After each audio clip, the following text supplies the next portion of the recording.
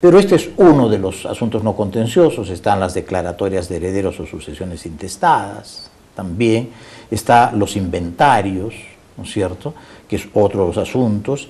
Está la convocatoria a juntas generales de accionistas y a juntas extraordinarias, ordinarias.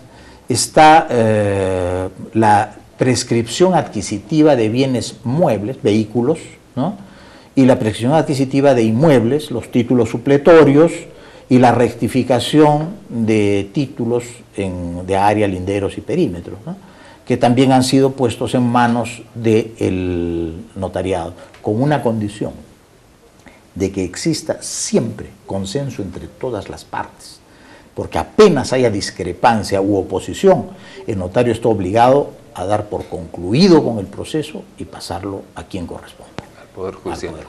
Ahora, Carlitos, solamente para aclarar para nuestros amigos televidentes, ¿qué se entiende por prescripción adquisitiva de dominio?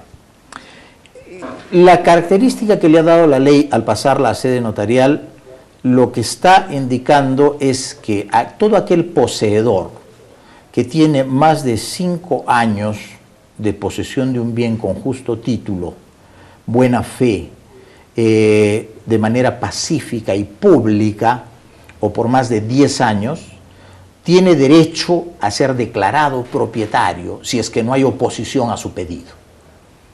Entonces, eso es lo que la ley ha determinado por prescripción adquisitiva. O sea, se adquiere por el paso del tiempo. Por haber poseído durante un determinado tiempo, se adquiere el derecho a ser declarado propietario. Y te hacía esa pregunta porque, sobre todo en Lima, he estado viendo en noticias estos últimos días que se están dando muchos casos de gente que está siendo despojada de su propiedad, pero con artimañas como, por ejemplo, sí, usted tiene un título, pero como no lo inscribió, entonces yo estoy pidiendo la prescripción adquisitiva de todo este terreno, porque a mí me lo han vendido como terreno y cosas así que llevan a error y a cometer abusos. ¿Hacer la inscripción de un mueble o de un inmueble es obligatorio o es para darle tranquilidad a la persona? Eso no me lo preguntes a mí, pregúntaselo al doctor. En nuestra legislación, la inscripción registral es potestativa. No es obligatoria ni constitutiva de derechos. Por tanto, el que inscribe su bien no con eso está constituyendo su derecho, lo está protegiendo, le está dando publicidad frente a terceros, porque no existe la obligación de inscribir, salvo los casos en los que expresamente la ley dice que si no se inscribe no tiene validez. Por ejemplo, una hipoteca. Si la hipoteca no está inscrita, no vale como hipoteca. Tiene que inscribirse. Y es que aquí, tú que no eres abogado, hijita, es un derecho declarativo, no constitutivo. No constitutivo. La diferencia está, veo tu carita, sí, no, para mí. Veo tu carita, por ejemplo, cuando se forma una empresa, si no se inscribe, su derecho a ser empresa no nace, es como un niño que está por nacer, si no se inscribe en los registros, no ha nacido, entonces no se ha constituido el derecho. Okay. En cambio, si tú compras una casa y de repente fue un arrebato y escribió a alguien en una servilleta que te la vendía y está su firma, y puede ser, esa es la venta. Esa es la venta, ya se produjo la venta. Cuando hay acuerdo de costo y precio, ya es la venta. Digamos, ese papel donde me hicieron la venta, yo llevo a un notario y es válido. El notario, para legalizar ese papel, podría hacerlo, siempre y cuando se paguen los impuestos, ¿no es cierto? Porque el notario está prohibido de legalizar documentos para los cuales tenga que acreditarse el pago de los tributos a los que están afectos. Por tanto, tendría que acreditarse que por ese bien que se está vendiendo, aunque sea en una servilleta, se ha pagado el impuesto del autoavalúo al día, que se ha pagado la alcabala, y si hay ganancia de capital, que se ha pagado el impuesto a la renta por la ganancia de capital. ¿No? Entonces, solamente a guisa de aclaración. Y ahora, a guisa de que me van a meter un balazo porque el tiempo vuela acá, yo tengo que ir a una pausa y con ustedes, amigos televidentes, regreso en breves instantes.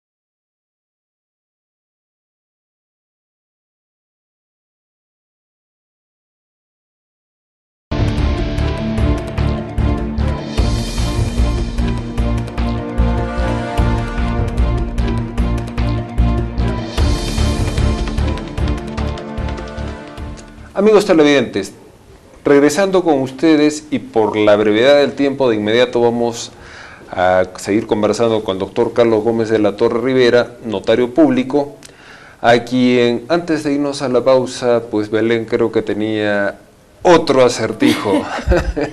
Doctor, ¿cómo es esto del certificado de supervivencia? ¿Es obligatorio? ¿Alguien lo demanda?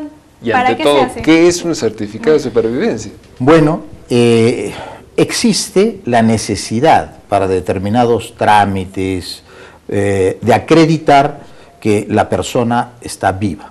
Por ejemplo, para el cobro de una pensión. Hay personas que están discapacitadas, incapacitadas de ir a cobrar por sí mismas sus pensiones del Estado o de la empresa privada. ¿Y cómo pueden hacerlo? Lo hacen a través de un apoderado. Este apoderado va a ir y va a cobrar, pero ¿qué pasa si se murió la persona y el apoderado sigue cobrando? Porque tiene el poder. Entonces la empresa va a solicitar que se acredite que la persona a quien le está pagando la pensión está viva.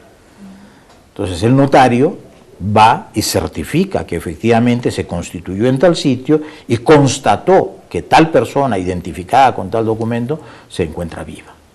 Hay certificados también de domicilio. ¿Para qué se necesita? Me voy a hacer un préstamo y la entidad financiero-bancaria requiere que yo acredite que tengo un domicilio conocido, donde pueda hacerme las notificaciones, donde me pueda ubicar en caso de que yo incumpla con el préstamo. Entonces, ¿qué hace la entidad? Me pide un certificado domiciliario. Entonces uno va donde el notario o también a la policía. La policía también pide certificados domiciliarios. El notario se constituye en el lugar o acredita vía los documentos pertinentes, certificados de luz, recibos de luz, agua, etcétera, ¿no? Que efectivamente esa persona vive donde dice que vive. Y otorga un certificado en el que va a decir, constaté que tal persona vive en tal sitio. Es un certificado domiciliario. Y se dan estos casos, hijita, o señora Ita Belén, porque yo he visto un caso que alguien fijaba su domicilio en calle Mercaderes 620. Entonces, para la mayoría de personas no les llama la atención, pero cuando uno que es arequipeño sabe que Mercaderes solamente tiene 5 cuadras, entonces para eso es la necesidad de la presencia ¿Caso real? Casos reales. Casos reales. Hablando de casos reales, mi estimado Carlitos, yo no sé, no recuerdo en este momento cuál ha sido, aparte de ser decano, tú has ocupado la presidencia del notariado peruano. Del notariado peruano. Con esa experiencia, y hablo del notariado peruano porque tú nos has hecho conocer que eso tiene un alcance nacional. La ley nos dice que todo aquel funcionario que, cualquier persona que conoce un delito puede denunciarlo. En el caso de los notarios, ¿pueden o deben? El notario actualmente, por imperativo de un dispositivo legal, está en la obligación de denunciar ante la Superintendencia de Investigación Financiera todos aquellos contratos sospechosos de lavado de dinero o tráfico de drogas. Entonces es una obligación del notario. Es más, yo considero que es una obligación que está fuera de lo razonable. ¿Por qué? Porque yo tengo entendido, por principio notarial, todos los notarios lo sabemos, que si se nos propone la realización de un acto que implica la comisión de un delito, no lo vamos a aceptar. O sea, nosotros no estamos para formalizar delitos. Y si algunas veces se cometen delitos a través de la función notarial, es porque o han sorprendido al notario o el notario es un delincuente. Claro, pero lo normal es que el notario diga, si este caso es sospechoso, no lo admito, no lo acepto, o sea, no tengo nada que denunciar porque no se ha consumado ningún hecho, yo pienso, o sea, evalúo subjetivamente que puede ser un delito y no lo acepto. Digo, señores, discúlpenme, no los voy a poder atender en este asunto. Y no los atiendo, simplemente. Entonces, todos los casos que yo admito son casos en los que yo estoy perfectamente consciente de que son contratos válidos, revestidos de honestidad, de buenas intenciones, hechos por personas que se han identificado debidamente. Sin embargo, tengo esa espada de Damocles que me obliga a que en caso de que las operaciones se realicen en dinero en efectivo por montos que superen los $1.500 o 5.000 soles, yo tenga que denunciarlos como sospechosos de lavado de dinero y tráfico de drogas. Por eso un consejo al público que me escuche: jamás hagan operaciones notariales en dinero en efectivo. Utilicen siempre los mecanismos de pago: depósito en cuenta, cheque de gerencia, cheque certificado. No hagan pagos en efectivo porque serán denunciados de todas maneras como sospechosos de lavado de dinero y tráfico de drogas. Ahora, sabemos que no todos los notarios son lo ético y lo profesionales que querríamos que sean, ¿no?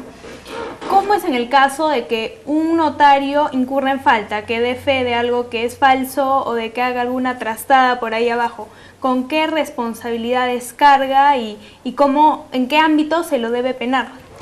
El notario, en el ejercicio de su función, incurre en 3 tipos de responsabilidades.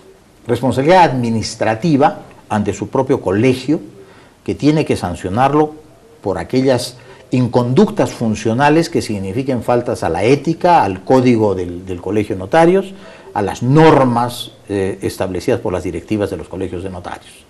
Incurre en responsabilidad civil, es decir, si con su actuación ocasiona un daño o un perjuicio a las partes, está en la obligación de repararlo y por tanto será pasible de la responsabilidad civil, que tiene que ser exigida en la vía judicial. Y está sujeto a la tercera responsabilidad, que es la responsabilidad penal. O sea, en caso en que el notario incurra en delito, está sujeto a la responsabilidad penal. Y el notario que sea sancionado por delito, sentenciado por delito doloso, automáticamente conlleva esa pena, conlleva el que deja de ser notario. O sea, hay una garantía en la ley. Lo que pasa es que la gente, por temor o por no sé qué consideraciones, también, desconocimiento, muchas veces no denuncia los delitos en que se han incurrido. Es que yo pienso también, Carlitos, con el respeto que me merece tu labor, y no hablo de tu labor, sino hablo en las autoridades en general, porque cuando uno se entera que el Perú solamente está encima de Haití en lo que es corrupción, mucha gente dice, denuncio y no gano nada. Al contrario, me echo encima más enemigos porque otorongo no come otorongo. Entonces, en este raciocinio, en esta idea que tengo en este momento, ¿qué opinas, Carlitos? ¿Crees que es así? Yo creo que efectivamente hay algo de eso en nuestra realidad, ¿no? O sea, vivimos una cultura del facilismo que además conlleva ese acercamiento más hacia las zonas peligrosas de caminar por el filo en lugar de caminar por la acera, ancha, ¿no? Por la vereda ancha. Entonces, y justamente se desconfía de las autoridades, se desconfía del Poder Judicial. Leemos las encuestas que se hacen periódicamente y vemos que se dice corrupción. ¿Quiénes son los entes más corruptos? Y se señalan determinados: policía, Poder Judicial, etc. Sin embargo, nosotros como abogados conocemos jueces probos, decentes, honestos, capaces, y sin embargo están dentro o sea, lamentablemente teñidos en un ámbito en el que en el Perú en general, ¿no?, se tacha de corruptos a políticos y demás. Entonces, y es que desafortunadamente los hay, ¿no? Es que lamentablemente sí, y en la función notarial también. O sea, en la función notarial también hay notarios cuestionados y cuestionables, ¿no es cierto?, que abusan de la función notarial, que han hecho de la función notarial también una función que ha perdido un poco de la confianza del público. Antes a un notario no se le podía llamar a declarar en el Poder Judicial como testigo, porque se entendía que si el notario declaraba como testigo, estaba diciendo una verdad oficial y por tanto ponía fin al juicio. Eso es algo muy interesante. Ni propios ni extraños lo conocemos. Tenía una lógica. Tenía una lógica. Hoy en día los notarios somos notificados permanentemente al Poder Judicial a presentar copias de las escrituras que hemos hecho, a entregar testimonios, a decir si efectivamente manifestaron que se pagaban el precio o no. Es decir, ya no se tiene esa confianza en la seriedad de lo manifestado por el notario que se tenía hace unos años. Ahora, doctor, es lógico y desafortunadamente, como bien dices, Carlitos, embarra a gente proba que conocemos y tenemos colegas muy cercanos que sabemos que son absolutamente probos. Exactamente. Pero meten en un mismo saco lo que he visto en noticias hace 2 días. Aún eso ha sido en el norte, me parece, o en la Sierra del Norte. A un juez de paz lo ascienden a juez especializado en lo penal todavía. Y le hacen su despedida, su secretario de juzgado, un notificador. ¿Y cuál ha sido la despedida? Se emborrachan, le dan una sustancia, una droga a una de las trabajadoras, la ponen en estado de no tener voluntad. Eso pues lo que se llama el viola fácil. La viola el juez, la viola su